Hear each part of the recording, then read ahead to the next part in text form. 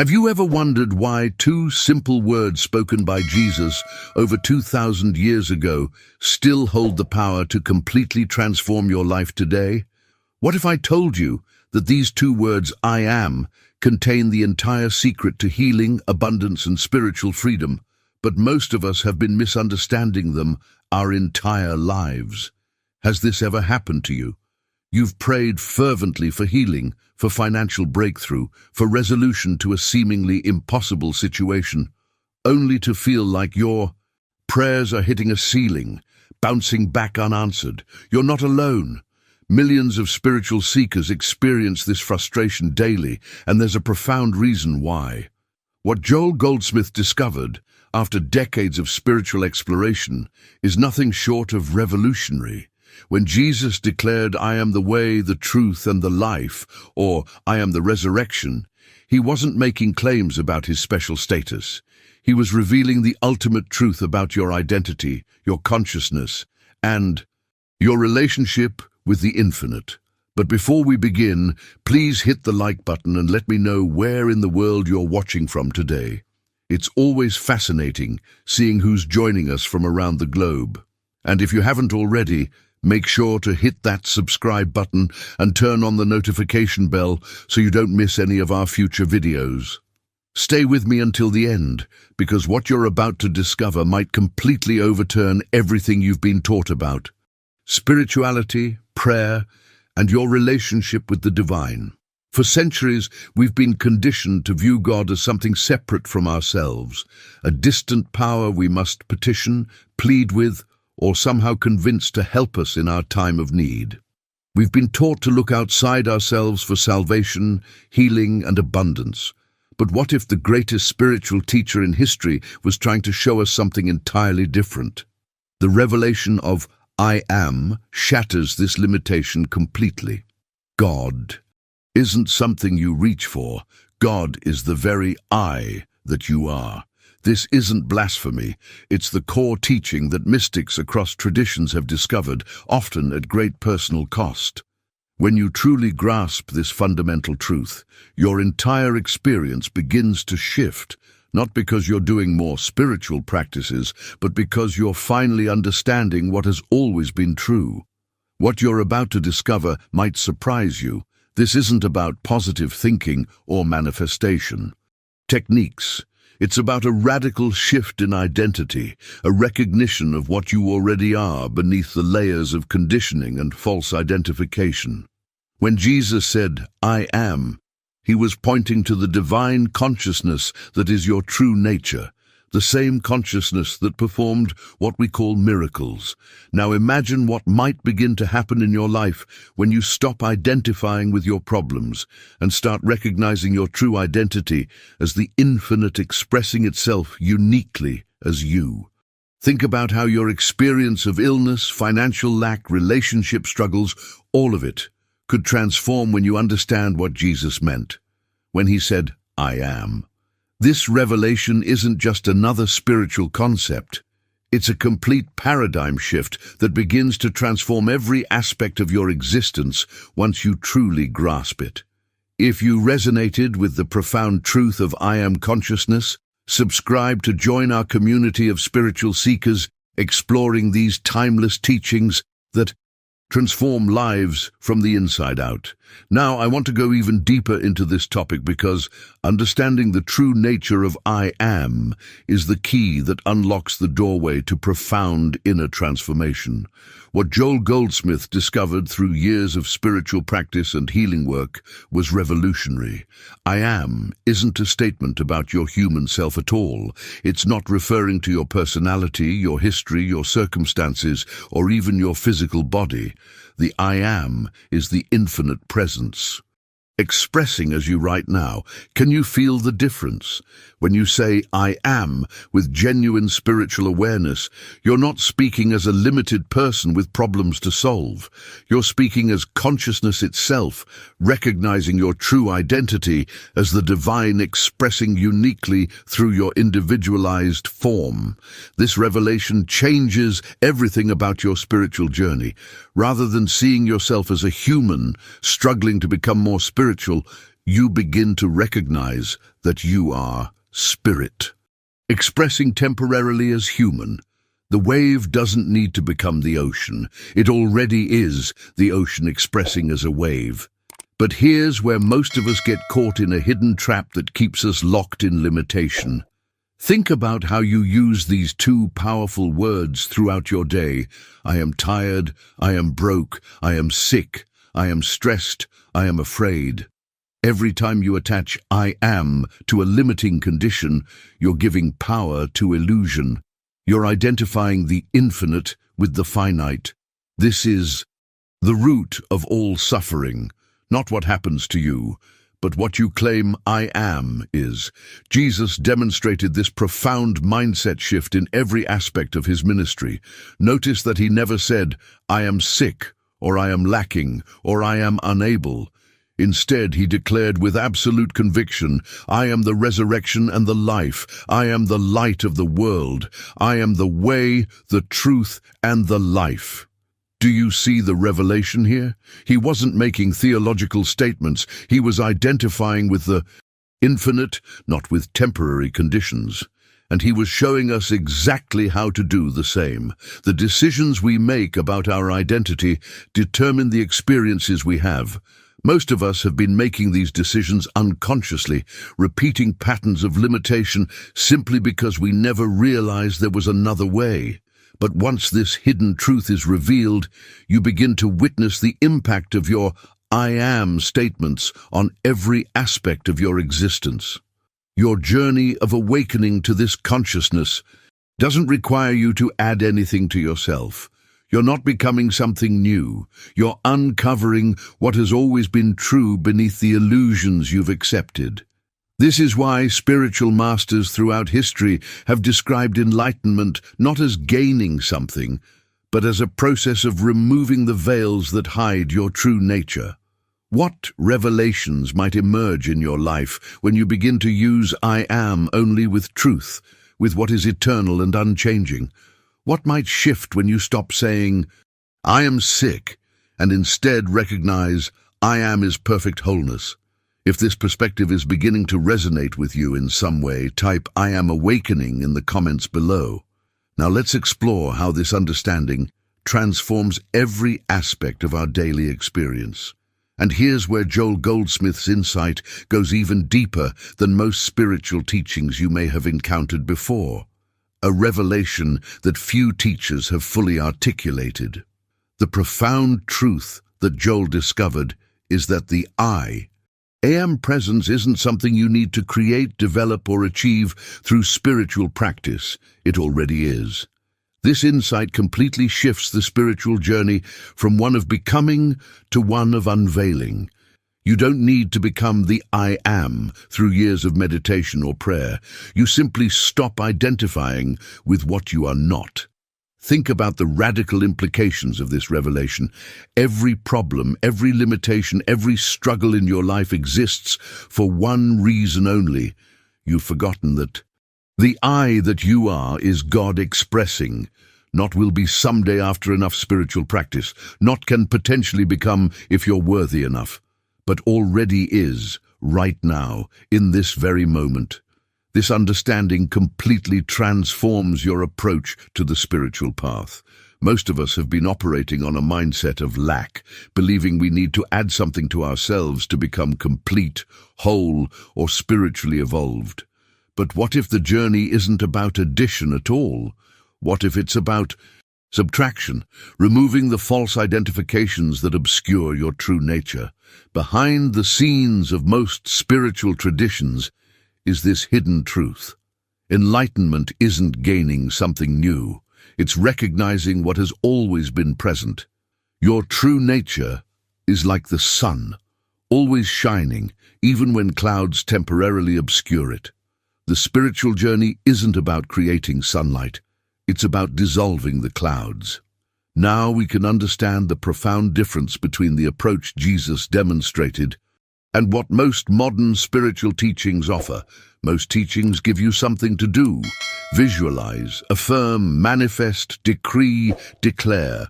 These practices all have value, but they operate from an implicit assumption that what you're seeking isn't already present.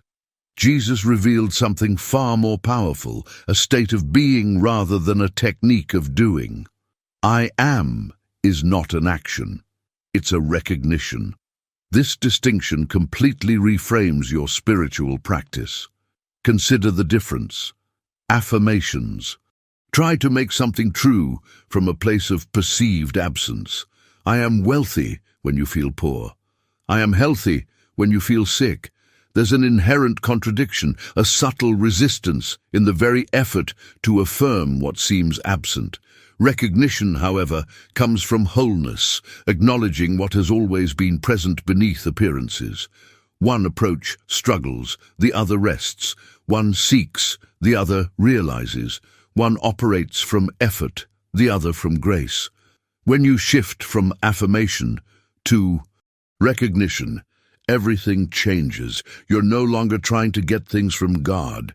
You're realizing that God is already the substance of your being, expressing as your experience.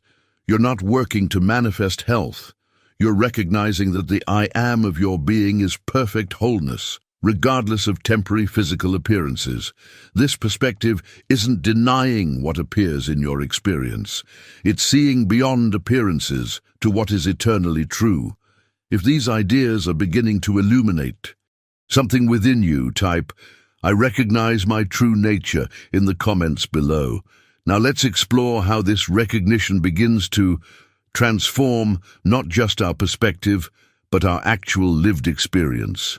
Let me share something truly revolutionary about Joel Goldsmith's understanding that completely reframes how we approach healing and transformation.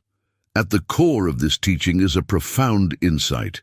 Healing isn't about changing conditions, it's about changing identity.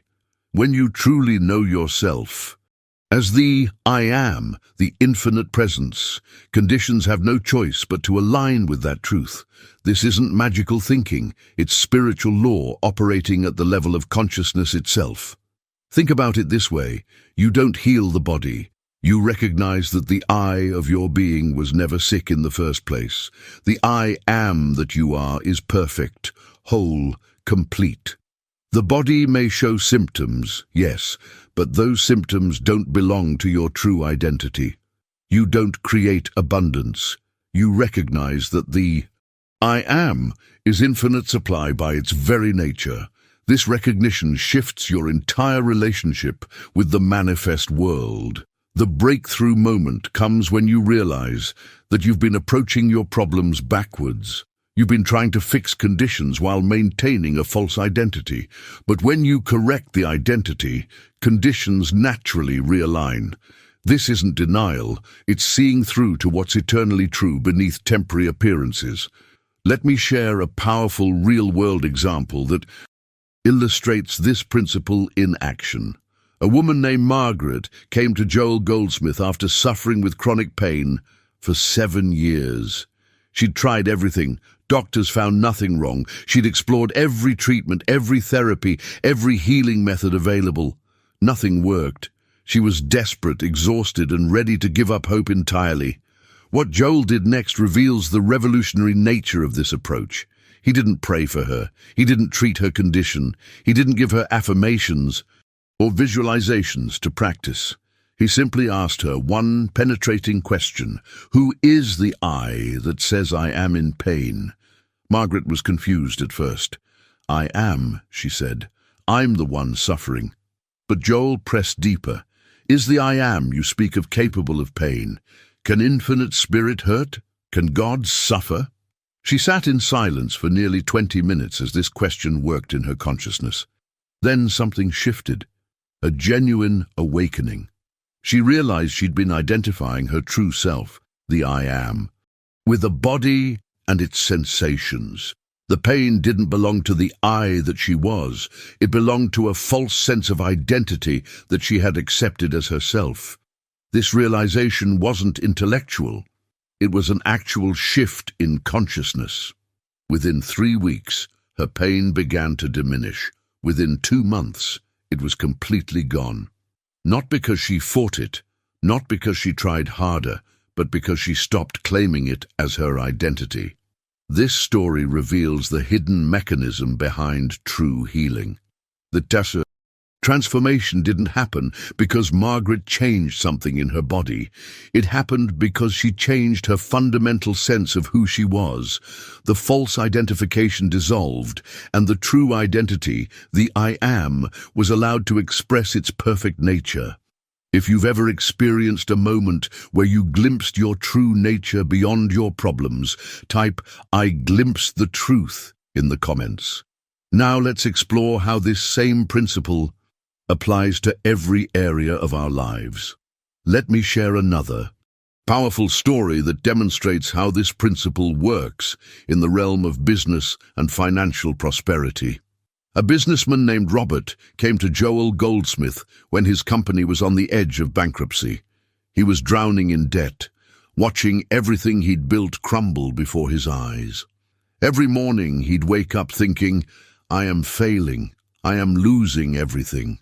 His prayers were desperate pleas for God to save his business, to send customers, to provide a miracle from outside himself. Subscribe to continue this journey of spiritual awakening with us as we explore the revolutionary insights that Joel Goldsmith and other mystics have discovered about your true identity. The revelation Robert encountered changed everything. After hearing Joel speak about the true nature of I am, he realized he'd been claiming lack and failure as his identity. He'd been saying "I am broke" instead of recognizing that the I of his being is infinite supply. This insight led to a complete shift in his daily practice. Every morning, before looking at numbers or emails, he'd sit quietly and recognize, "I am is the abundance of God. I am is infinite resource. I am is divine intelligence expressing." This wasn't wishful thinking or positive affirmation. It was recognition of what is eternally true about the I that he was. The journey of transformation wasn't instantaneous. It took 4 months, not 4 days. But slowly, imperceptibly at first, ideas began to come. Connections appeared. Opportunities opened that had been invisible before. His business didn't just survive, it transformed into something more aligned with his true purpose. What's remarkable about Robert's story is that the change didn't happen in his circumstances first. It happened in his consciousness. When he stopped identifying with lack, abundance had space to flow through him naturally. This wasn't manipulation or manifesting, it was allowing his true nature to express without the obstruction of false identity. The power of this approach extends even to our relationships with others. Joel worked with a mother whose son was addicted to drugs. She'd tried everything: intervention, therapy, tough love, enabling. Nothing worked. Her son kept using, kept disappearing, kept breaking her heart. She came to Joel exhausted, guilt-ridden, desperate for someone to fix her child. What Joel told her was shocking. Stop praying for your son to change. Stop seeing him as an addict. Stop identifying him with his condition. Instead, recognize the truth. Your son's real identity is "I am the presence of God." That presence cannot be addicted. That presence is whole, free, and perfect right now. This mother embarked on a profound inner journey. For 6 months, she practiced seeing only the truth of her son's being, regardless of what appeared. Some days his condition seemed worse, but she held to the truth, not the appearance. She stopped mothering the addiction and started recognizing the divine nature of her son. Gradually, almost imperceptibly at first, something shifted, not in her but in him. He entered treatment on his own. He stayed. Today, years later, he's free.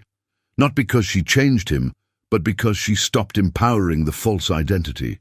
She saw through the appearance to the reality of who he truly was. These stories aren't rare exceptions. They're examples of spiritual law in action.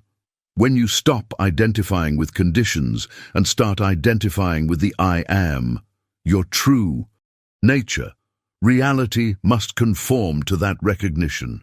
If any of these stories have awakened something in you, something you recognize as truth beyond intellectual understanding, type "I feel the shift" in the comments. Now let's explore how to practically apply this understanding in our daily lives, because here's the critical insight that Joel Goldsmith emphasized repeatedly. Understanding "I am" intellectually doesn't transform your life. You must practice it consistently until it becomes your natural state of being. Joel called this essential practice practicing the presence. This isn't about setting aside special meditation times, though those are valuable. It's about bringing this awareness into the smallest, most ordinary moments of your day. The transformation happens in these seemingly insignificant instances where you shift from personal identity to "I am" consciousness. When you wake up in the morning, before your mind fills with problems and tasks, recognize "I am awake." Not a limited person waking to face another difficult day, but infinite consciousness expressing as this experience right now. Feel the profound difference in that recognition. When you eat, recognize "I am sustained by infinite substance." When you work, recognize "I am" is the intelligence accomplishing this task. This isn't affirmation. Affirmations try to make something true from a sense of lack. This is recognition of what already is true. The difference is profound. One struggles, the other rests. One seeks, the other realizes.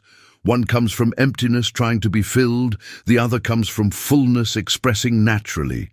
Over time, this practice creates new neural pathways, a new default way of experiencing yourself and the world. The breakthrough moment comes when you no longer have to remind yourself of this truth. It becomes your natural perspective, your baseline awareness from which you view all of life. Joel also taught a powerful technique specifically designed for moments of crisis or intense challenge. He called it the pause, and its simplicity belies its transformative potential. When fear grips you, when pain overwhelms you, when circumstances seem impossible, pause everything. Don't react. Don't try to solve. Don't panic. Just pause and return to the "I am." This simple act interrupts the false identity and creates space for truth to emerge. In the pause, you ask, "What is the truth of my being right now?" Not what appears, but what is eternally true. And the truth is always the same. "I am" is the presence of God, untouched by any condition. "I am" is whole. "I am" is supplied. "I am" is safe. A woman in Joel's classes used this technique during a serious medical crisis. Her doctor found a mass and scheduled immediate surgery. Terror consumed her, but she remembered the pause. Every time fear arose, she stopped. She didn't deny the situation or fight the fear. She simply returned to truth. "I am" is perfect life. "I am" cannot be threatened. By the time of her pre-surgery scan, the mass had completely vanished. The doctors were baffled, but from the perspective of "I am" consciousness, this wasn't miraculous. It was simply the natural expression of truth when false identification is removed. These practices aren't complicated, but they require a fundamental shift in perspective, from seeing yourself as a person with problems to recognizing yourself as the "I am" experiencing temporary conditions. The journey requires dedication and persistence, but the rewards are beyond what most can imagine.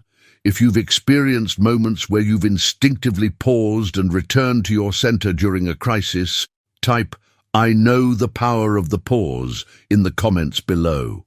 Now, let's explore what happens when we apply this understanding to our relationships with others and ourselves.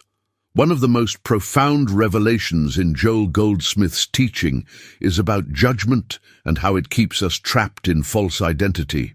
Every time you judge yourself or others, You're operating from personal sense, not from I am consciousness. This insight completely transforms how we relate to ourselves and the world around us. The I am doesn't judge because it recognizes only itself in all expressions of life.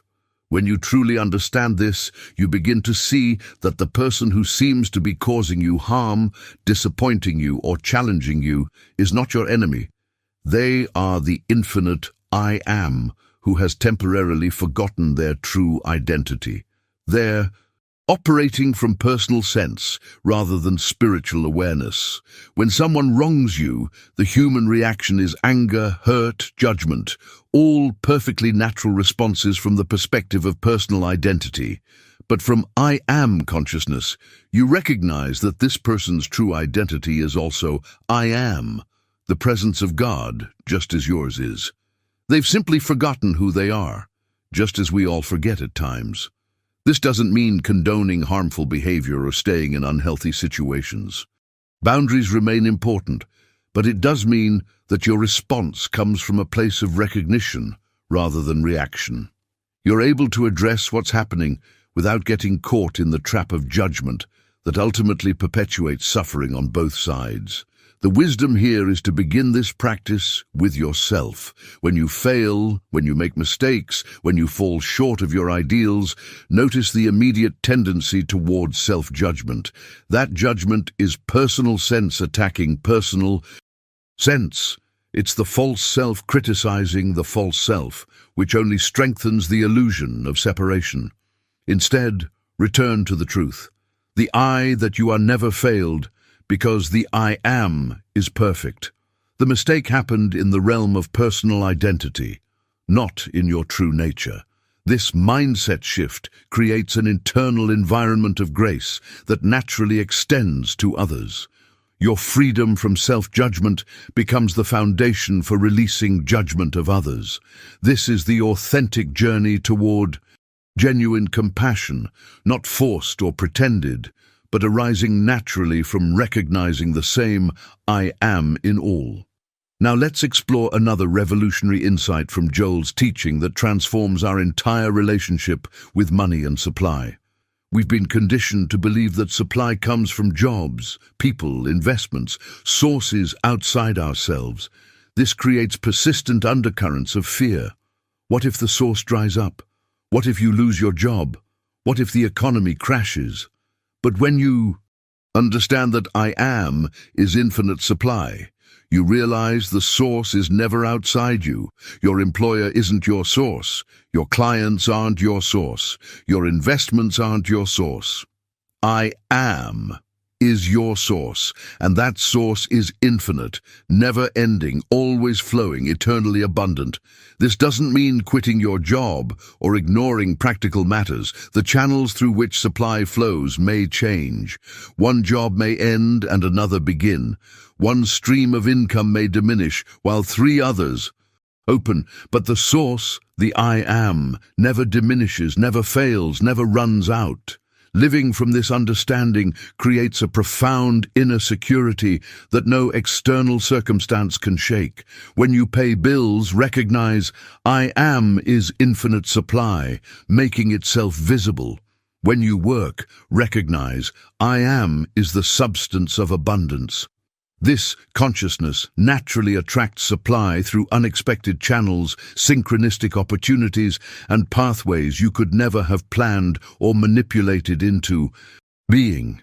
If you've experienced unexpected abundance flowing into your life after releasing fear around money, type "I trust infinite supply" in the comments. Now let's explore the challenges that arise when we begin to live from this revolutionary consciousness. Let me be transparent with you. Living from I am consciousness isn't always easy, especially at the beginning of this journey. Let's explore the very real challenges that arise when we begin to embrace this radical shift in identity. The first challenge many encounter is when nothing seems to change immediately in your outer circumstances. You practice recognizing I am consciousness. You diligently return to truth, but your financial situation remains difficult, your health challenge persists, or your relationship issues continue.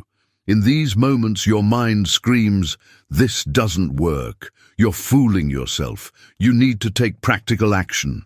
This is completely normal. It's part of the purification process as your consciousness shifts. Joel's guidance here was simple yet profound. Spiritual realization works in consciousness first, not in conditions. Sometimes the inner shift happens quickly and outer change follows immediately. But often, the inner work takes weeks or months of consistent practice before you see evidence in your external reality. Your task isn't to make things happen through force or manipulation. Your task is to know the truth and remain faithful to it regardless of appearances. Behind the scenes of every spiritual transformation is this hidden reality. The seed doesn't become a tree overnight. The invisible work happens first. Roots grow deep before the shoot appears above ground. Your consistent practice is the root work. Trust that something is happening even when you see no evidence. Another significant challenge emerges in your relationships with others. When you start living from I am consciousness, you become different. You stop participating in fear-based conversations. You stop agreeing that circumstances are terrible and hopeless. This can create tension with people who are accustomed to connecting through shared complaints and problems. Some may think you're in denial or that you've become detached. Others might actively try to pull you back into agreement with limitation. This is where your commitment to truth is tested. You cannot live in two worlds. You cannot claim I am is infinite abundance in meditation and then spend your day agreeing with everyone that times are hard and money is scarce. You must choose the comfort of agreement or the integrity of consciousness. Impatience presents another common obstacle. The human part of us wants transformation now. We want healing today. We want abundance this week. But consciousness unfolds at its own pace, according to a divine timeline that often doesn't match our preferences. Learning to trust this process is part of the journey itself, a lesson in surrendering personal will to infinite wisdom. The temptation to mix practices can also create confusion in consciousness. When results don't appear quickly enough, you might be tempted to add visualization techniques, then affirmations, then manifestation rituals, mixing truth with methods that operate from lack. This creates a divided mind that cancels both approaches. Either I am is your sufficiency or it isn't. Either God is the substance of your being or you need to manipulate conditions. Commit to one path completely. If you've faced any of these challenges in your own spiritual practice, type "I'm committed to truth" in the comments. Now let's explore what happens when we move through these challenges to experience the ultimate integration of I am consciousness in our everyday experience. What we've explored today is truly just the beginning of an extraordinary journey into the consciousness that Jesus demonstrated and Joel Goldsmith illuminated for our time.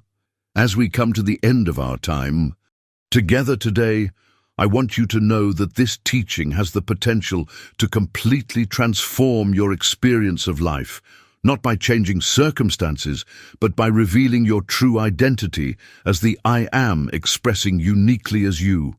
This isn't theoretical philosophy, it's practical spiritual wisdom that dissolves problems at their source. If what we've discussed today has resonated with you on a deeper level than just intellectual understanding, I'd love to hear from you. Type "I am awakening now" in the comments below to let me know this message found the right moment to reach you. Many of you have experienced glimpses of this truth throughout your life, moments when the personal sense fell away and you recognized something infinite expressing through you. These weren't anomalies.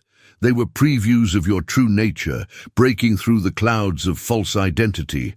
If you found value in today's exploration, please consider subscribing to join our community of spiritual seekers. Each week, we dive deep into these transformative teachings that go beyond surface spirituality to the heart of what Jesus and the mystics throughout history have discovered.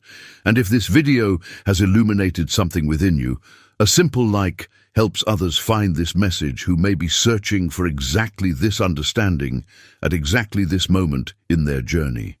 Right here is another video that explores how to apply these principles specifically to healing physical conditions. Click and continue this. Journey with me there as we explore the practical application of I Am consciousness in dissolving the root causes of disease and limitation. Remember, you are not becoming something new. You are recognizing what has always been true. You are the I Am, the infinite presence, expressing uniquely as you. Beloved, when you finally awaken to the meaning of I Am, a silence descends within you, a silence that speaks louder than all the words you have ever known. It is not the voice of ambition, nor the whisper of desire, but the still, sure realization that all that you seek, you already are. The I Am is not a phrase to be repeated, it is a revelation to be lived. It is the recognition that the very life which beats your heart, breathes your breath, and gives you thought is the infinite itself, individualized as you. For so long you have looked outward, toward circumstance, toward people, toward things, believing they held your fulfillment. Yet the moment you understand I Am, the veil lifts. You see that nothing outside you can add to or take from what you are in truth. The power of creation is not in the striving, but in the knowing. You no longer chase the light. You realize you are its radiance. The I Am is not personal, it is universal. It is the divine presence that has never left you, though you wandered through illusions of separation. When you say I Am, you declare the presence of God where you stand.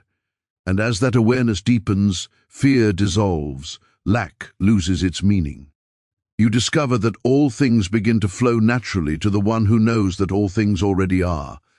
This realization changes everything, not by altering the world, but by transforming the vision through which you behold it.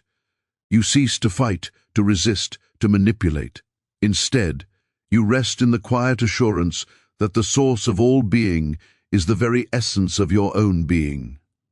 Every need is met in that stillness. Every question finds its answer in that inner light. To understand I Am is to live in the consciousness of oneness, where joy does not depend on events, and peace is not something to attain, but something that simply is. You no longer say, I will be, for you have realized I Am. And in that realization, the whole universe bends gently toward you, not in submission, but in harmony, because you and it are not two, but one. So, beloved, be still. Know this truth. Let the words sink into your heart until they are no longer words, but life itself. I am that I am. The I Am is the realization of divine identity. Understanding I Am reveals that the infinite presence, the source of life itself, lives as you. It is not a concept or affirmation, but the direct knowing that your true self is divine consciousness expressing as individual being. Fulfillment is found within, not in the outer world. Once you recognize the I Am, you stop seeking validation, success, or peace in external circumstances. Everything you were searching for already exists within your own awareness. Awareness of I Am dissolves fear and lack. In this state of realization, you see that there is no separation between you and the source. Fear, struggle, and scarcity lose their meaning, replaced by quiet assurance and effortless flow. Transformation happens through inner realization, not outer change. The world itself does not change. The consciousness through which you see it does. When you rest in the knowing of I Am, harmony naturally manifests in your experience. The ultimate truth is oneness. I Am unites the individual and the universal. It is the still point where all opposites meet, where joy, peace, and love exist not as fleeting emotions, but as the eternal nature of being itself. To understand the meaning of I am is to awaken to the most profound truth of existence, the realization that the infinite presence, the very essence of life, is living as you. This is not a belief to hold, nor a philosophy to study. It is a direct recognition of your true identity beyond the limits of personality, body, and thought. The I am is the silent awareness before any name, title, or description arises. It is the life that existed before you were given a name, and the same life that continues untouched by time, circumstance, or form. When you say I am, without adding anything after it, you touch the core of divine being. For most of life, the mind has been conditioned to identify with the outer self, your history, your achievements, your failures, your body, and the ever-changing thoughts that pass through awareness. Yet none of these define who you are in truth. They are garments worn by the invisible presence that is forever whole, pure, and free. The I am is that presence. It is the still, eternal consciousness that observes the unfolding of life, yet remains untouched by its fluctuations. It is the awareness that was present in childhood, in youth, and will remain even when the body is no longer here. When the understanding of I am dawns, something miraculous occurs. You no longer live as a separate entity, struggling to survive in a vast and indifferent universe. You recognize that the same power that sustains the stars and governs the tides breathes through you, acts as you, and expresses itself in infinite ways through your being. The realization of this truth dissolves the false sense of separation that has long been the root of human suffering. There is no longer you and God as two. There is only I am, the one life, seen through countless forms, each reflecting the same light. This realization does not inflate the ego, it transcends it. For the personal sense of I disappears when the divine I is known. You no longer say, I am this person, or I am that role. You begin to rest in the knowing, I am, and in that knowing is peace beyond understanding. Every label, every identity the world has placed upon you fades into insignificance compared to the majesty of what you truly are. The infinite cannot be confined by a name, yet it reveals itself through the simplest awareness of being. In this understanding, prayer changes. It is no longer a pleading for something outside yourself. It becomes a quiet communion with the presence within, a deep listening rather than a reaching. You begin to feel the sacred rhythm of life flowing effortlessly, guiding, sustaining, and unfolding every detail without the interference of fear or will. The I am becomes your resting place, your refuge, your infinite supply. To know I am is to know that existence itself is your inheritance. All that God is, love, wisdom, peace, abundance, is contained in that realization. The outer world becomes a reflection of your inner state.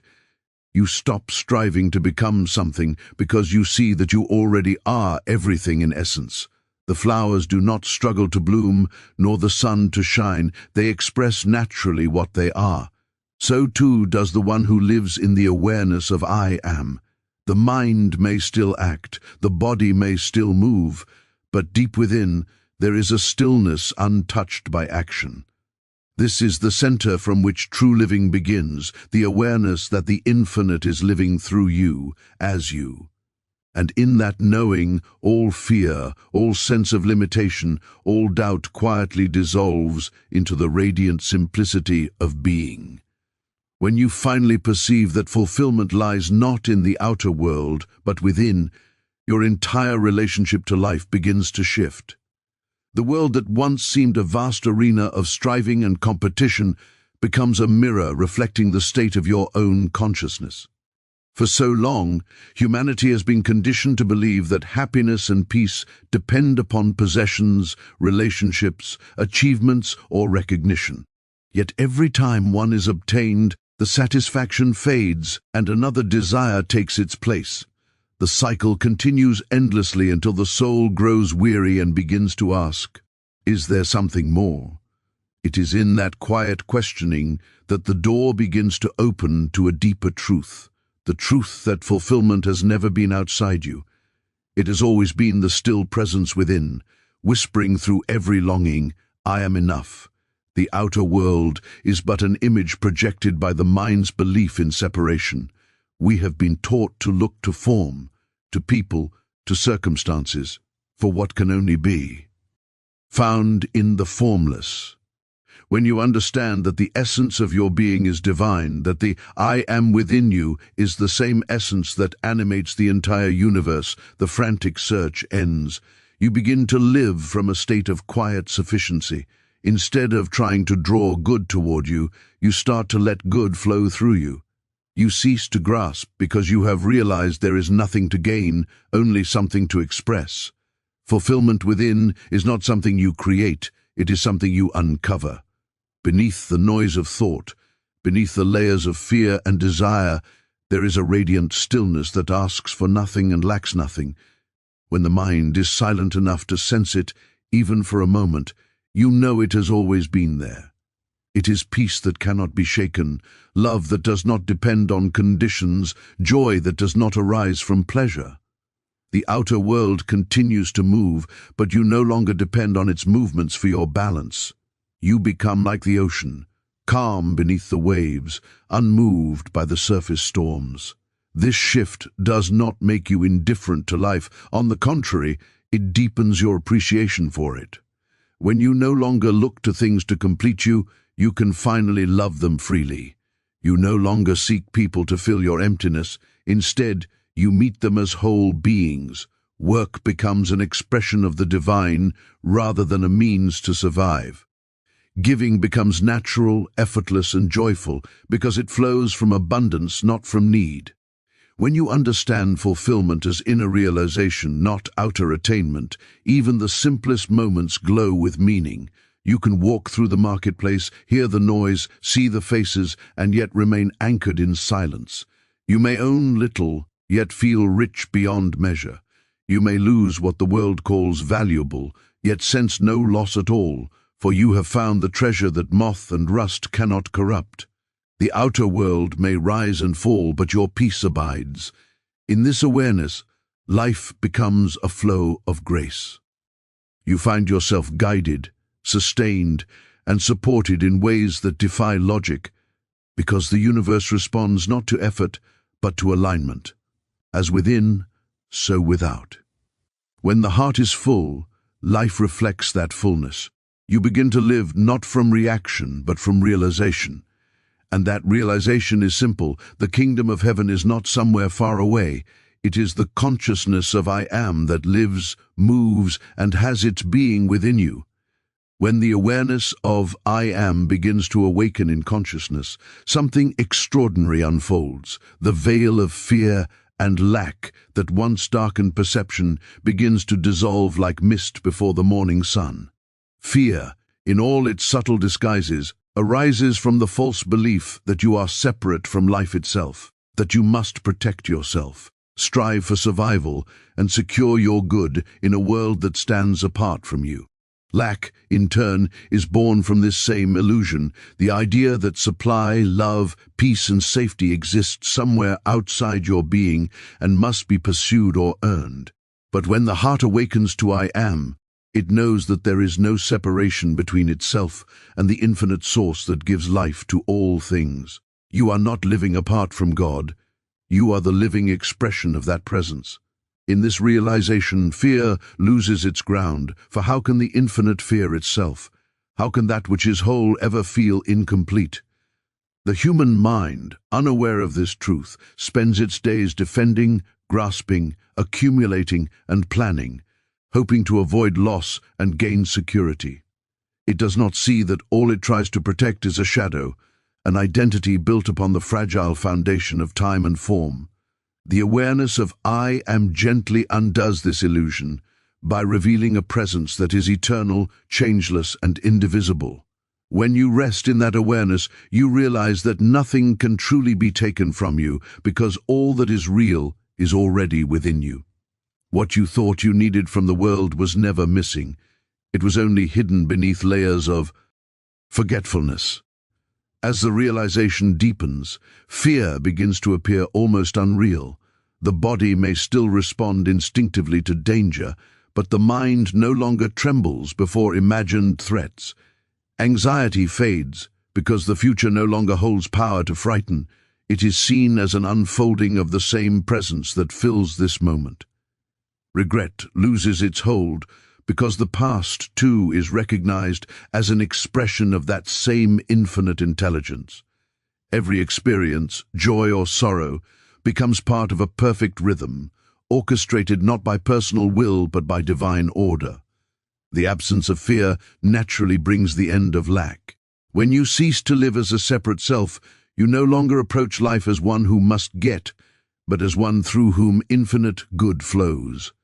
Supply is no longer measured by possessions or circumstances, but by the constant awareness that the source is forever active within you. Just as the sun does not withhold its light, the divine consciousness within never ceases to pour forth abundance. You do not have to make it happen, you simply have to remain aware of it. In that awareness, even the outer world begins to mirror inner sufficiency.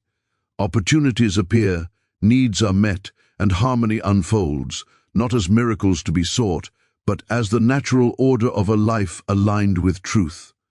When fear and lack dissolve, what remains is trust, not blind faith, but a quiet certainty born from direct knowing. You walk through life unburdened, aware that every breath is guided, every step sustained by something far greater than the personal mind. You cease to measure safety by appearances, for you have touched the unshakable presence that no condition can alter. It is not that challenges disappear, rather they lose the power to disturb the peace within. You may move through storms, but you remain centered in the calm that no storm can touch. And from that calm, love flows effortlessly. Love that gives, heals, forgives, and creates, because it knows that nothing is missing. Nothing is broken, and nothing is outside the infinite wholeness of I Am. Transformation does not occur through the reshaping of the outer world, but through the awakening of inner consciousness. For lifetimes, the human mind has sought to fix the external, changing situations, people, and environments in the hope that peace might arise from improved conditions. Yet every victory of the outer world fades, every achievement loses its brilliance, because nothing external has the power to alter the inner state that perceives it. When the awareness of I Am dawns, it becomes clear that true change is not a rearrangement of appearances, but a revelation of what has always been whole within. The world you see is not separate from the consciousness that beholds it. As the inner vision transforms, so too does the reflection you call your life. The personal self believes it must struggle to evolve, to grow, to become something more than it is. But all effort born of personal striving only strengthens the illusion of separation. The truth of being is effortless, for it rests upon divine completeness. The seed does not strain to become a tree, it unfolds naturally according to the intelligence within it.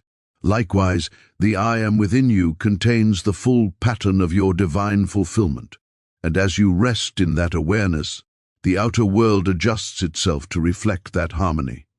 You do not transform by adding or acquiring, but by releasing the false beliefs that veil your perfection. Every step of spiritual awakening is not a gaining, but an unveiling of what has always been. When consciousness changes, the very texture of experience changes. A situation that once seemed dark and oppressive is seen in new light, not because the situation has shifted, but because the one perceiving it no longer looks through the eyes of fear or resistance. What was once judged as loss becomes a doorway to freedom. What appeared as conflict reveals itself as a call to love. What once seemed meaningless is seen as part of a perfect unfolding. The world responds to your state of awareness because it is inseparable from it. Outer transformation is simply the echo of inner realization. As this understanding deepens, you cease to struggle with appearances. You stop attempting to force outcomes or manipulate circumstances. You begin to trust the rhythm of life, allowing it to move through you rather than against you. You discover that what you call problems are often invitations from the infinite to return to center, to remember that the power to create harmony lies not in control, but in consciousness. When you abide in the awareness of I am, peace naturally emanates from you, and that peace becomes a creative force. It goes before you, harmonizing events, softening hearts, and drawing to you the forms and experiences that mirror its vibration. The mind may protest, believing it must remain in control, but the deeper self knows that transformation is the work of grace, not of effort. Grace flows freely when resistance ceases. In the stillness of surrender, the invisible law of harmony begins to operate without obstruction. You find yourself living in alignment with an unseen order that arranges everything with perfect timing and intelligence. Life unfolds with a beauty that no human planning could devise. You look around and realize that nothing truly needed to change except your awareness of what is already present. To live from this state is to become a quiet witness of divine activity. You participate in the world, but no longer as a seeker. You act, yet remain inwardly still. You give, yet feel no loss. You plan, yet rest in the knowing that the outcome is already complete in the mind of the infinite. Transformation ceases to be a goal and becomes a constant revelation of truth. The truth that nothing real ever needed to change, only to be seen rightly. And as that seeing becomes clear, the world you once tried to fix reveals itself as whole, radiant, and full of grace. The ultimate truth of existence is oneness. The silent knowing that there are not many lives, many powers, many minds, but only one life expressing itself through infinite forms. The mind of man, bound by the illusion of separation, looks upon the diversity of creation and assumes division. It says, here is me, there is you, here is good, there is evil, here is gain, there is loss. Yet behind all these opposites stands one invisible presence, one unchanging reality. The I am that breathes alike through the saint and the sinner, the flower and the stone, the star and the dust. When this truth is glimpsed, even faintly, the world is seen anew. Every form becomes sacred, every sound carries the echo of eternity, and the soul bows in silent awe before the unity that underlies all appearance.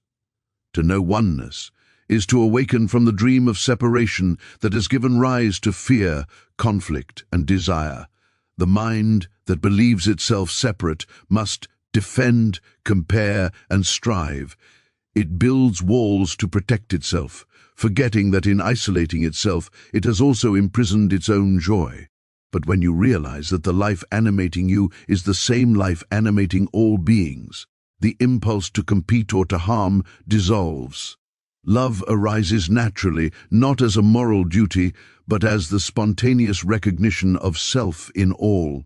The other disappears, and what remains is the gentle awareness that all are expressions of one infinite consciousness. This awareness does not erase individuality, it redeems it. Each being remains unique, yet the uniqueness is seen as a note in a vast symphony, essential to the harmony of the whole. Just as waves on the ocean appear distinct, yet are never separate from the sea, so every soul is a movement of the same divine essence. To live in this realization is to experience freedom, for the sense of mine and thine gives way to the joy of shared being.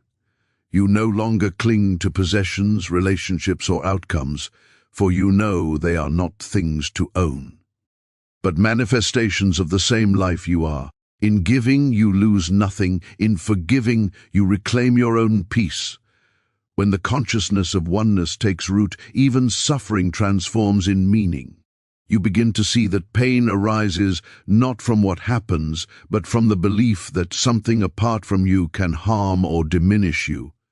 In truth, nothing real can be threatened, and nothing unreal exists. Every wound becomes a call to return to the whole, to remember that the part can never be lost from the totality. Compassion flows effortlessly because you no longer see suffering as belonging to another. It is your own heart expanding, learning to embrace more of itself. In the light of oneness, the world ceases to appear as a battleground of opposites and becomes a living expression of harmony. The seasons turn, birth gives way to death, loss becomes renewal, and through it, all the same presence abides. You recognize it in the laughter of a child, in the stillness of dawn, in the quiet breath between thoughts. Everywhere the divine whispers, "I am." This awareness brings a peace that surpasses understanding, a peace that does not depend on the end of conflict, but on the recognition that there was never more than one presence in the first place. To live in oneness is to move through life without resistance.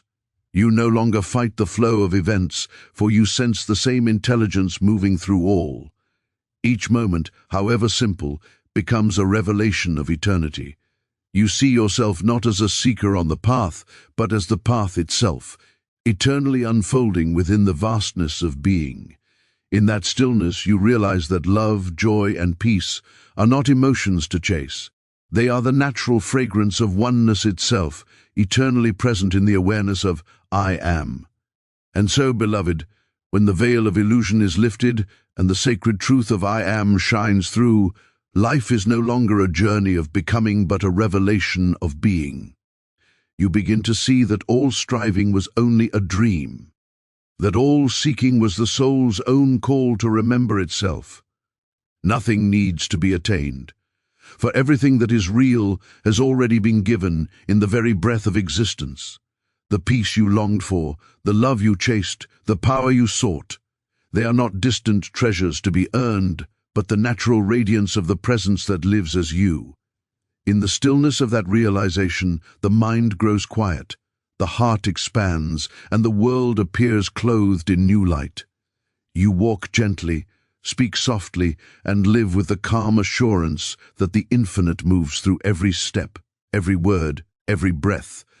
There is no longer you and God, there is only I am. And from that sacred awareness flows a life of grace, beauty, and effortless harmony. For the one who knows I am has found the eternal home within.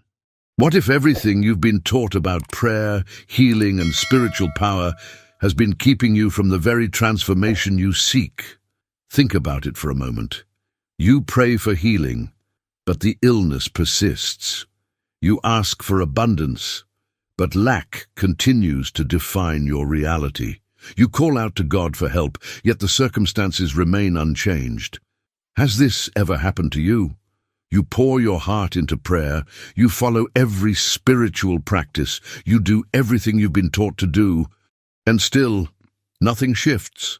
It's as if there's an invisible barrier between you and the breakthrough you desperately need. What if I told you that this barrier isn't out there in the universe, but in the very way you've been approaching the divine? What if the answer you've been searching for isn't hidden in complex rituals or ancient secrets, but in two simple words that you speak every single day without realizing their power? These two words have the potential to completely transform your health, your relationships, your abundance, and every aspect of your existence. Yet most people go their entire lives never understanding their true significance. When Jesus declared, "I am the way, the truth, and the life," he wasn't making a poetic statement or claiming exclusive divinity for himself alone. He was demonstrating a universal principle, a spiritual law that operates with the same precision whether you're aware of it or not. This same consciousness allowed him to heal the sick, walk on water, and raise the dead. But here's what might surprise you. He never intended for these demonstrations to prove he was different from you. He was showing you what becomes possible when you truly understand what I am means. Stay with me until the end, because what you're about to discover will challenge everything you thought you knew about prayer, healing, and your relationship with the divine. But before we begin, please hit the like button and let me know where in the world you're watching from today. It's always fascinating seeing who's joining us from around the world. And if you haven't already, make sure to hit that subscribe button and turn on the notification bell so you don't miss any of our future videos. Now, here's the revelation that changes everything. Every time you say, "I am tired, I am broke, I am sick, or I am afraid," you're not just describing your current state. You're doing something far more powerful and potentially dangerous. You're making a declaration about your very identity, attaching the infinite to the finite, claiming that the divine presence within you is somehow limited by temporary circumstances. Most spiritual teachings tell you to pray harder, to be more devoted, to reach higher, to touch God. But what if the entire premise is backwards? What if God isn't something distant that you need to reach, but the very essence of the I that you are right now? This isn't metaphorical. This isn't symbolic. This is the practical, demonstrable truth that can shift your entire reality. The moment you allow "I am" to flow through your entire being, not as a concept you understand intellectually, but as a living consciousness you embody, everything begins to change. But the transformation doesn't happen the way you might expect. The truth is, you've been searching in the wrong direction your entire life. And that's not your fault. It's what we've all been taught. We've been conditioned to believe that spiritual power exists somewhere out there, beyond us, above us, separate from us. We've been told to reach higher, pray harder, be more worthy.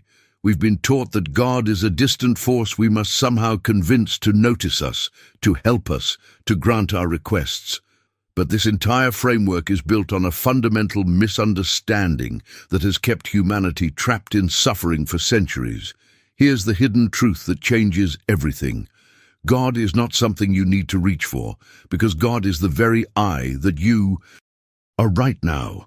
Not the I of your personality, not the I of your history or your circumstances, but the pure consciousness that exists before any thought, before any condition, before any label you've ever attached to yourself.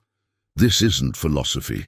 This is the practical reality that determines whether you experience limitation or freedom, sickness or health, lack or abundance. Think about the profound impact of this revelation. Every problem you face, every struggle that keeps repeating in your life exists for one reason. You've forgotten your true identity. You've been identifying yourself with the temporary, with the changeable, with the conditions of your life, rather than with the eternal presence that you actually are. You look in the mirror and see a person with problems. You check your bank account and see someone who lacks. You feel pain in your body and declare yourself sick. But none of these things are the real you. They're just experiences passing through the consciousness that you are. If this resonates with you, subscribe to join a community exploring spiritual truths that actually transform lives, not just sound good in theory. The transformation that happens when you grasp this truth isn't about changing your circumstances first. It's about changing the lens through which you see everything. It's a complete mindset shift that operates from the inside out, not the outside in. For generations, we've had it backwards. We've been trying to fix the external, hoping it would change how we feel internally. But the real journey moves in the opposite direction. When you recognize what you truly are, the external begins to align with that inner knowing without force, without struggle, without the constant battle you've been fighting. Now, I want to go even deeper into this topic because understanding this intellectually won't change your life. You need to see how this false identity, this case of mistaken self, has been operating behind the scenes in every area of your experience. Every time you say "I am," followed by anything limited, you're making a declaration that contradicts your true nature. You're taking the infinite and claiming it's finite. You're taking the eternal and saying it's temporary. You're taking perfection itself and declaring it broken. if this perspective is beginning to shift something inside you, write in the comments, "I am ready to remember." This realization completely transforms how you approach every need, every desire, every challenge in your life. You stop begging. You stop pleading. You stop hoping that somehow your words will reach a distant deity who might, if you're lucky, decide to help you. That entire paradigm collapses when you understand that the divine presence isn't somewhere else listening to your requests. The divine presence is the very consciousness reading these words right now, breathing through your body, animating your existence. Think about what this means for your daily experience. When you need healing, you're not calling out to something separate from you, hoping it will intervene. When you need provision, you're not trying to convince a faraway power to send resources your way. The source of everything you could ever need is already the foundation of your being. It's not absent, it's not withholding, it's simply waiting for you to stop identifying with lack and remember what you truly are. But here's where most people unknowingly sabotage themselves, where the hidden truth about language and identity becomes critically important to your transformation. Every single day, probably multiple times throughout the day, you make declarations that directly contradict your true nature. You do it so automatically, so unconsciously, that you don't even realize the impact these words are having on your reality. Listen to how casually we speak. "I am so tired. I am broke right now. I am sick of this situation. I am afraid of what might happen." Each of these statements feels innocent, just describing your current experience. But behind the scenes, something far more powerful is occurring. You're not just describing a temporary condition. You're claiming it as your identity. You're taking the infinite I am that you truly are and attaching it to limitation, to lack, to fear, to weakness. The words that follow "I am" are never neutral. They're either declarations of truth or declarations of illusion. When you say "I am tired," you're not speaking as your temporary human personality experiencing fatigue. You're speaking as consciousness itself, and you're claiming that consciousness can be tired. When you say "I am broke," you're claiming that the infinite source of all abundance is somehow lacking. Can you see the contradiction? Can you feel how this misuse of identity creates and reinforces the very conditions you're trying to escape? This isn't about positive thinking or pretending conditions don't exist. It's about understanding the power of these two words and the decisions you make every time you use them. Your entire journey toward freedom depends on becoming aware of how you're using "I am" throughout your day. Are you identifying with the eternal or with the temporary? Are you speaking from truth or from appearance? Are you claiming your divine nature, or are you reinforcing the false self that believes it's separate, limited, and vulnerable? Now, I want to go even deeper into this topic because there's a specific pattern that Jesus demonstrated, a way of using "I am" that unlocked miraculous transformation in every situation he faced. And when you begin to apply this same principle, your relationship with reality itself begins to shift in ways that might seem impossible from where you're standing right now. If you're starting to recognize how you've been using these words unconsciously, drop a comment saying, "I choose my words carefully now." Jesus understood something that most spiritual seekers miss completely. He never once used "I am" to identify with limitation. Not once. Go through every recorded statement he made, and you'll find a consistent pattern that reveals the secret behind his extraordinary demonstrations of power. When he stood before illness, he didn't say, "I am concerned about this sickness." When he faced lack, he didn't declare, "I am worried about how to feed these people." When he encountered death itself, he didn't claim, "I am afraid of what might happen here." Instead, every single time he used those two powerful words, he was identifying with what is eternally true. "I am the resurrection and the life. I am the light of the world. I am the way, the truth, and the life." These weren't metaphors.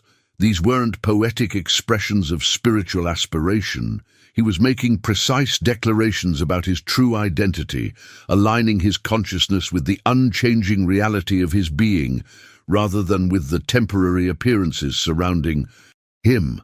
And this is where the hidden truth about manifestation and transformation becomes crystal clear.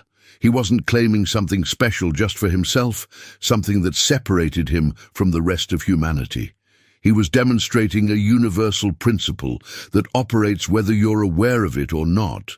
When you attach I am to eternal truth, reality reorganizes itself around that consciousness. When you attach I am to temporary limitation, you lock that limitation into your experience. This is how your words create your reality, not through magical thinking or wishful manifestation, but through the fundamental nature of consciousness itself. Every time you say, I am failing, you're not just describing a current situation. You're making a creative declaration that reinforces failure as part of your identity.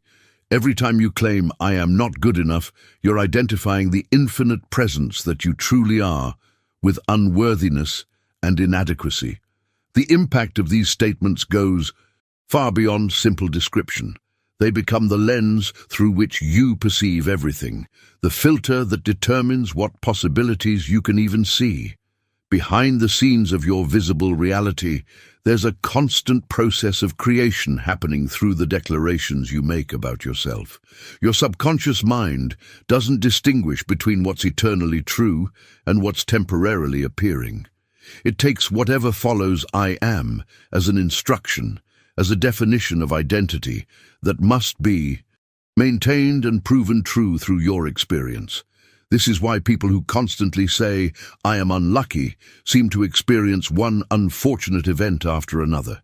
This is why those who declare, I am always sick, rarely experience sustained health. They're not cursed, they're simply creating from the wrong level of consciousness.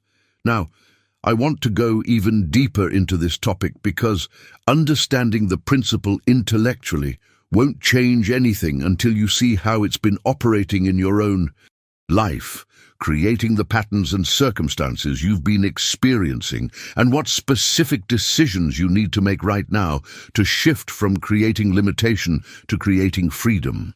If this revelation about the creative power of your words is landing differently than anything you've heard before, write in the comments, my words shape my world. Here's what might completely shift your entire spiritual journey. You're not trying to become something you're not already. You're not working toward some future enlightenment. You're not climbing a ladder to reach a higher version of yourself. The I am that you truly are isn't a destination. It's not something you develop through years of meditation, discipline, or spiritual practices. It already exists, fully formed, perfectly whole, right now in this exact moment. This revelation turns everything upside down. Your entire approach has probably been focused on becoming more spiritual, more worthy, more awakened. But that's the trap. That's the hidden obstacle that keeps people searching for decades without ever finding what they're looking for. The truth is, you don't become I am. You simply stop identifying with what you are not. You stop claiming that you are your history, your mistakes, your circumstances, your body, your bank account, your relationships. You recognize that all of those things are experiences passing through consciousness, but they are not the consciousness itself. Think about the impact this has on how you approach healing. Right now, if you're dealing with any kind of physical challenge, your automatic response is probably, I am sick and I need healing. That statement feels natural, honest, even necessary. But the moment you claim, I am sick, you've made a fundamental error in identity. You've attached the infinite, eternal, perfect presence that you truly are to a temporary condition appearing in matter. You've forgotten that the I speaking those words cannot be sick because that I is pure spirit, infinite life itself. The body may be showing symptoms, absolutely, but that's not you. That's not the I am. Those symptoms are appearing in form, in matter, in the realm of effects. But the real you, the consciousness observing those symptoms, the awareness that exists before and beyond any physical sensation, that I was never sick, can never be sick, will never be sick. Healing, then, isn't about fixing what's broken. It's about recognizing what was never broken in the first place. This same principle operates behind the scenes in every area of your life where you're experiencing limitation. When you say, "I am broke," you're attaching your true identity to a temporary financial situation. When you say, "I am alone," you're claiming that the infinite presence expressing as you is somehow isolated. When you say, "I am not enough," you're denying the completeness that already exists as your essential nature. If this message shifted something in how you see yourself or your reality, hit that like button. It helps this reach others who need to hear it. The transformation happens not through changing conditions, but through changing the identity you're claiming. Conditions are effects. They appear in response to consciousness. When you know yourself as I am, when you rest in that awareness without attaching it to limitation, conditions have no choice but to align with that truth. Not because you're forcing them, not because you're manifesting them through effort, but because that's simply how reality works. Now, I want to go even deeper into this topic because there are real stories of people who applied this understanding and experienced results that seem impossible from a conventional perspective, demonstrations that prove this isn't just philosophy, but practical truth that reshapes physical reality when you truly embody it. If you're beginning to see the difference between describing conditions and claiming them as your identity, write in the comments, "I am not my circumstances." Margaret had been living with chronic pain for 7 years. 7 years of doctor visits, treatments, medications, therapies. No one could find a medical explanation. No treatment brought any lasting relief. The pain had become her constant companion, her identity, the first thing she thought about every morning and the last thing on her mind every night. She had tried everything conventional medicine offered and was beginning to explore spiritual approaches when she encountered a teacher who asked her one simple question that changed everything. Who is the I that says, "I am in pain"? That question stopped her completely.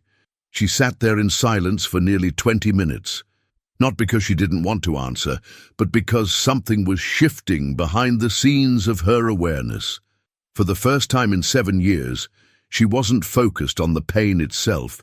She was examining who was claiming the pain, who was identifying with it, who was saying, "I am suffering." In that silence, a revelation emerged. She had been attaching her true self, the infinite consciousness that she actually was, to a body and its sensations. The pain existed, yes, but it didn't belong to the I that she truly was. It belonged to a false sense of identity, a mistaken understanding of what she was. The real I, the consciousness observing the pain, had never been in pain. It couldn't be. Within 3 weeks, something remarkable happened. The pain began to diminish. Within 2 months, it was completely gone, not because she fought it, not because she found the right treatment, but because she stopped claiming it as her identity. Then there's Robert, whose story reveals how this same principle transforms every area of life where we're experiencing lack or failure. His business was collapsing.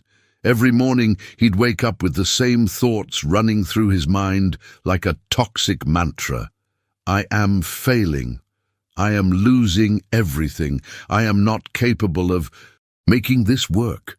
Those declarations felt honest, realistic, just describing the situation as it was. But they were doing something far more powerful and destructive than he realized. They were defining his identity through limitation, through lack, through failure. When he heard this teaching about I am, the impact was immediate, even though the transformation took time. He realized he'd been using the most powerful words in existence to reinforce the very conditions he was trying to escape. So he made a decision. Every single morning, before looking at numbers, before checking emails, before allowing the circumstances to dictate his consciousness, he would sit quietly and recognize the truth. I am is the abundance of God. I am is infinite resource. I am is divine intelligence expressing. The journey wasn't instant. It took 4 months. But during that time, something shifted in how he perceived his business, his challenges, his possibilities. Ideas that had been invisible suddenly became clear. Connections appeared that opened doors he didn't even know existed. Opportunities emerged that seemed to come from nowhere. His business didn't just survive. It evolved into something completely different, something aligned with who he truly was, rather than who he thought he had to be. Now, I want to go even deeper into this topic because these stories reveal a specific technique you can use in moments of crisis or challenge, a way of interrupting the false identity and creating space for truth to emerge that works regardless of what situation you're facing right now. If these stories are resonating with your own journey or struggles, share in the comments. I recognize this pattern in my life. There's a specific moment that determines whether you break through or break down, whether you transform the situation or get consumed by it. It's the moment when fear grips your chest, when pain overwhelms your awareness, when circumstances appear so impossible that panic starts flooding through your system. In that critical moment, most people react immediately. They fight, they flee, they collapse into despair, they scramble for solutions. But there's another option, a decision that changes everything. It's called the pause. You stop completely. You don't react to the fear. You don't try to solve the problem. You don't panic or plan or strategize. You simply pause, and in that pause, you return to the one truth that never changes. I am. This simple act interrupts the false identity that's been running the show, the personality that believes it's separate and vulnerable and overwhelmed. The pause creates space, and in that space, truth has room to emerge. In that moment of stillness, you ask yourself one question: what is the truth of my being right now? Not what appears to be true, not what circumstances are screaming at you, but what is eternally, unchangeably true. And the answer is always the same. I am is the presence of God, untouched by any condition, whole, supplied, safe, complete. Not because circumstances prove it, not because you can see evidence of it, but because this is the fundamental nature of infinite being expressing as you. The impact of this practice goes far beyond crisis management. When you begin using the pause regularly, you start to see something remarkable happening behind the scenes of your relationships. Every conflict, every judgment, every moment of hurt or anger or resentment exists because you're operating from what we might call personal sense, the belief that you and others are separate individuals with separate interests, separate identities, separate worth. But when you pause and return to I am consciousness, a profound shift occurs. You recognize that the person standing in front of you, the person who hurt you or disappointed you or failed to meet your expectations, their true identity is also I am. The same infinite presence expressing in different form. They've forgotten who they are, just as you've forgotten at times. They're acting from a false sense of self, from fear or pain or confusion. But beneath all of that, the truth remains unchanged. This understanding doesn't mean tolerating harmful behavior or abandoning appropriate boundaries.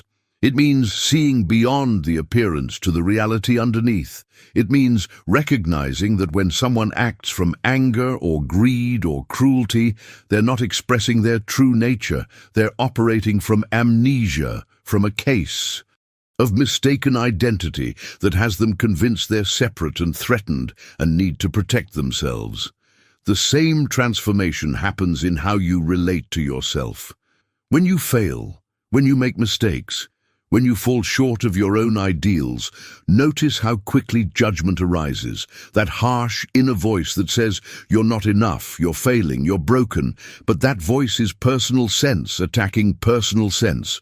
One false identity judging another false identity. Neither is true. The that you truly are never failed, because I am is already perfect, already whole, already complete. Now, I want to go even deeper into this topic because there's a hidden truth about abundance and supply that most people never discover.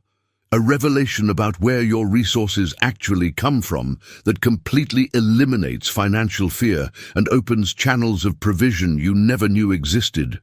If this understanding about seeing beyond appearances in yourself and others is beginning to shift your perspective, write in the comments, "I see the truth beneath the surface."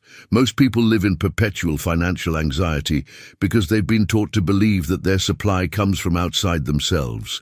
Your job is your source. Your clients are your source. Your investments are your source. This creates constant fear because what if the job ends? What if the clients leave? What if the market crashes?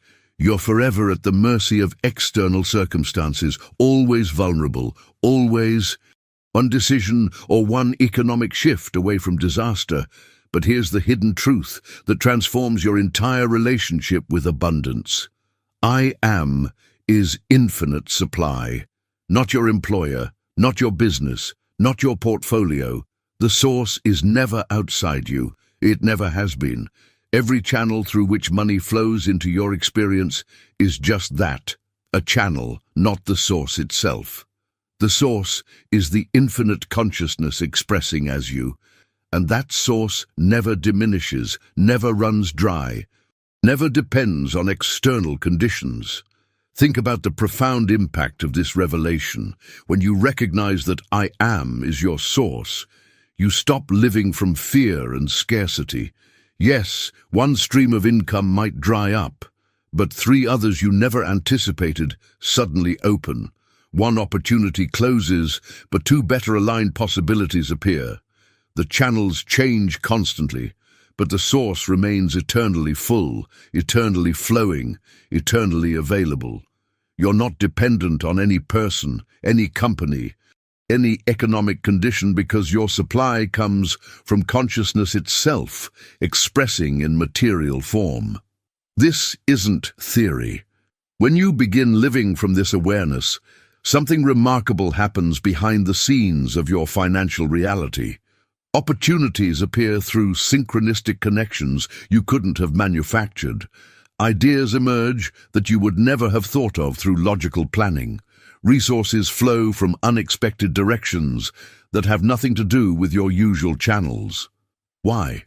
Because you've stopped blocking the natural abundance of I am with the belief that you're a separate person dependent on external sources. The key is recognizing this truth not just intellectually, but as a lived reality throughout your day. When you pay bills, you're not giving away limited resources. You're allowing I am, infinite supply, to flow through you into circulation. When you receive money, you're not getting something from someone else. You're witnessing I am making itself visible through that particular channel. When you work, you're not trading time for money. You're allowing infinite intelligence to express value through your unique form. Now, I want to go even deeper into this topic because understanding all of this means nothing if it remains intellectual knowledge. The real transformation happens when I am consciousness becomes your constant state of being, not something you practice during meditation or remember during crisis, but the foundation of how you move through every single moment of your existence. This is where theory becomes reality, where knowledge becomes power, where understanding becomes demonstration. Living as I am means you wake up each morning not as a person facing another day of challenges, but as infinite consciousness expressing in this particular form. You don't walk through your day trying to be spiritual. You recognize you are spirit appearing as person, the wave that knows itself as the ocean, the ray that knows itself as the sun. Every activity becomes an expression of the divine, not because you're making it sacred, but because you're recognizing what it already is. If this vision of living from I am consciousness every moment is beginning to feel possible rather than impossible, share in the comments, I am ready to live this truth. So here's what I want you to understand as you move forward from this moment. Everything we've explored today, every revelation about I am consciousness, every story of transformation, it all comes down to one simple decision you make right now. Will you continue identifying with the temporary, with the limited, with the false self that believes it's separate and vulnerable? Or will you pause, recognize the truth, and begin living from the infinite presence that you actually are? This isn't something you master overnight. It's a journey of remembering, of catching yourself in moments when you're about to claim limitation as identity, of returning again and again to the truth until it becomes more natural than the lie you've been living. But every time you choose truth over appearance, every time you recognize I am instead of identifying with conditions, you're allowing transformation to happen, not through force, but through alignment with what already is. If you made it all the way here with me, if something in this message resonated with where you are on your journey, I'd love to hear from you. Drop a comment saying, "This message was meant for me, so I know you were here, so I know this landed with someone who needed to hear it today." Your presence matters, and knowing who's walking this path alongside me makes creating this content even more meaningful. And if you found value in what we explored together, hitting that like button helps this message reach others who might be searching for exactly this understanding right now. It's a simple way to extend what you've received here to someone else who's ready for it. I create videos like this regularly, diving deep into spiritual truths that actually work in practical life, not just philosophy but principles you can apply and see real results. If that speaks to you, if you want more of this kind of content, go ahead and subscribe. You'll be joining a community of people who are serious about transformation, who aren't satisfied with surface-level spirituality, who want the real truth even when it challenges everything they thought they knew. There's a video right here that takes this understanding even further, exploring how to apply I am consciousness to specific life challenges you might be facing right now. Click and continue with me over there. Let's keep this journey going together.